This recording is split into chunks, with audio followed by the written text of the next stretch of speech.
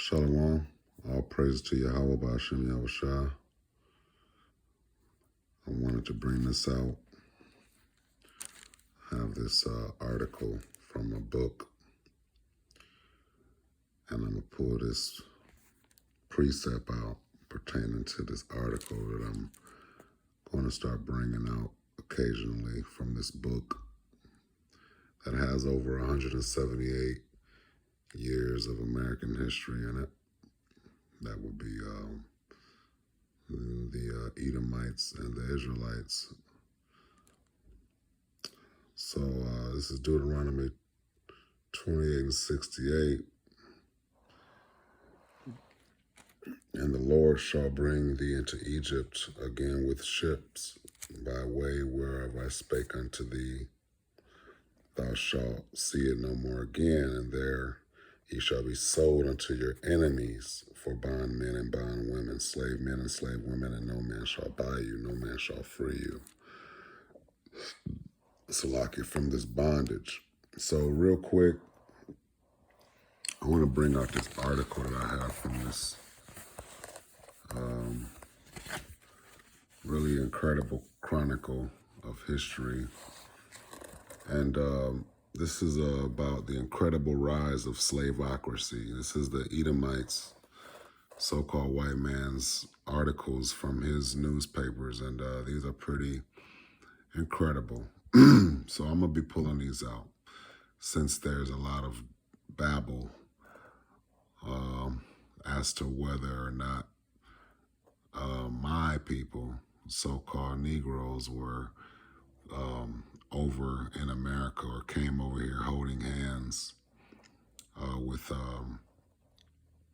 these colonials that we call white people, and the Most High calls them our enemies. Okay, they're enemies. All right, this is not hate. This is just the truth. The Most High considers the so-called white people our enemies. Okay, and according to our history, I would say that they are the enemies of us. So let's just get into this. This is Boston, Massachusetts, August 23rd, 1831. Incredible rise of slaveocracy. So this is obviously a time when my people was coming together. The Israelites the Hebrews were coming together and trying to activate themselves again. So let's just understand what this is talking about. Today's insurrection of slaves, we still do not know how many would never have occurred if the past years had not witnessed the incredible rise of slave power, the slaveocracy. Okay, so you so-called blacks, these so-called whites did not want to let our foremothers and foreparents go. Okay, you see they got our women working and they're wearing dresses. So you women take heed to this, to how our dress code is.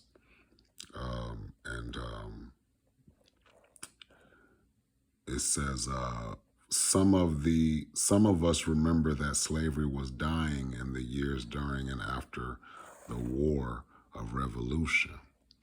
In 1807, Congress officially ended the trade of humans.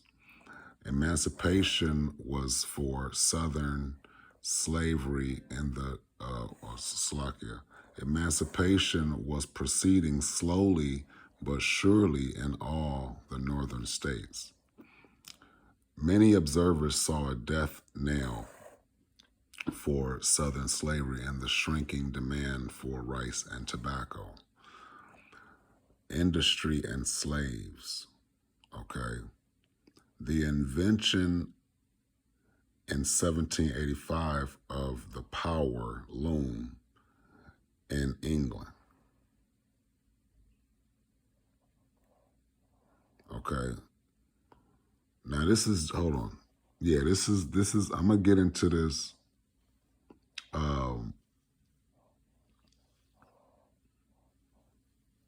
Yeah, the invention in 1785 of the power loom in England started it. The loom revolutionized textile manufacturing and brought the use of raw cotton in England from 13,000 bales in 1781 and 871,000 today. Okay. Then in 1793, Eli Whitney designed the cotton gin, which produced usable cotton fibers at an unheard of rate. Within months, American planters, Edomites, Europeans, white people, so-called white people, planters wanted all the raw cotton they could get, and they wanted it cheap. Okay, so these people, they took advantage of slavery and oppressed my people throughout this recent past of this United States of America. Okay.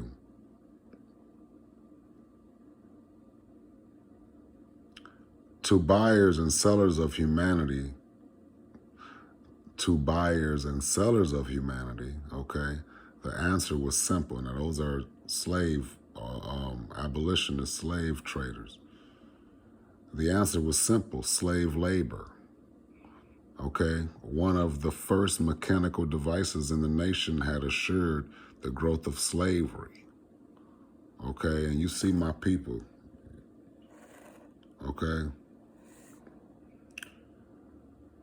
By 1806, Americans were kidnapping. You so-called white people were kidnapping 15,000 Israelites.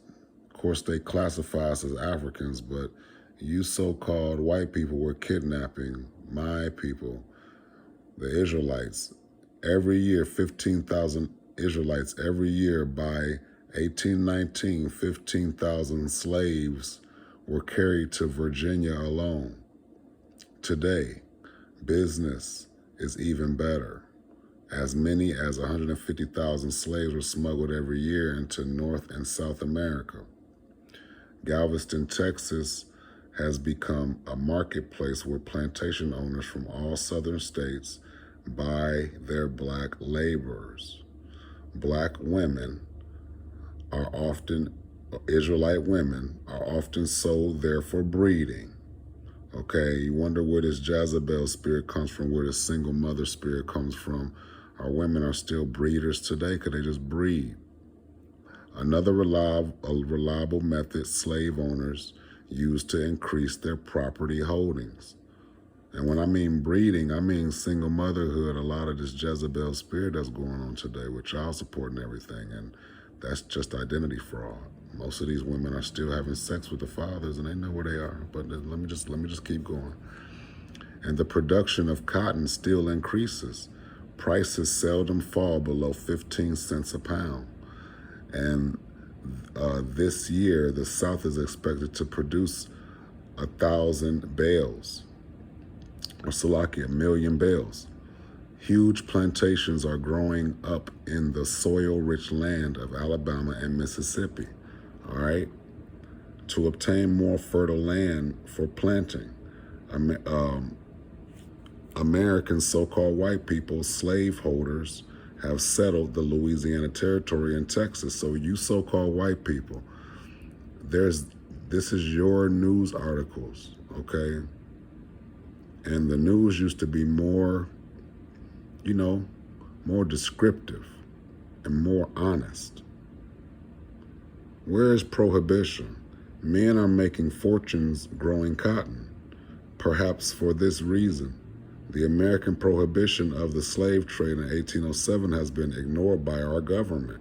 So this so-called government that our people, so-called Israelites, Latinos, so-called Latinos, Black Negroes, and Native Indians, you all vote for the enemies, and this is not hate, but you all vote for these people. And this is the history that they have with us. The scripture tells us not to forget the days of old. Okay? Perhaps for this reason, the American prohibition of the slave trade in 1807 has been ignored by our government and, of course, by the traders, the so-called white man, and the so-called white women in all of these groups. Occasionally, an armed U.S. vessel patrols American and West African waters. Governor McCarthy in Sierra Leone, African, reports the rivers there are filled with American slave ships. Okay? So,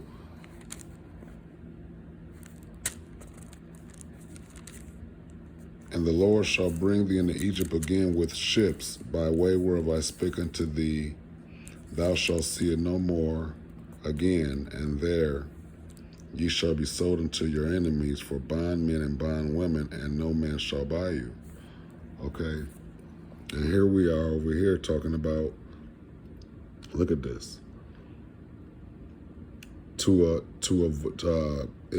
rivers there are filled with American slave ships. To avoid even minor harassment, most so-called white people have slave traders simply fly Spanish flags. Slave trading between states is carried on by crooks and gentlemen alike. So don't let these people fool you.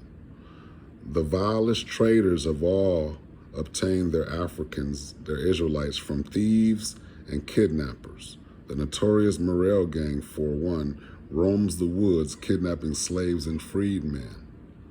Okay? Riches and slaves. Currently, southern states recovering from an agricultural depression in half a century are planting more cotton than ever before. Slaves, so-called blacks, Latinos and Native Indians working gangs, gathering huge profits for their masters, okay? And y'all are going to be calling us masters. Carolinians and Georgians feed cotton to English mills in Manchester and Lowell. Cotton fever, okay? These European want this money, has infected Mississippi and Louisiana as well. So you all couldn't help yourselves but to be greedy. Today, in this nation, there are 2 million slaves, okay?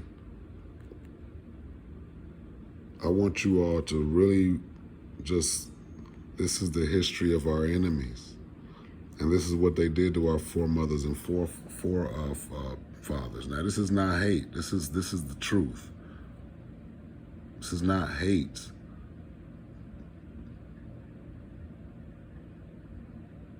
But we do not like you for what you do, continue to do, and what your people have done to our people.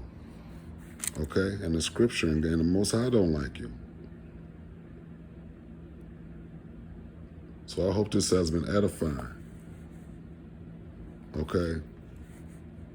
This is not hate. This is the truth. Shalom.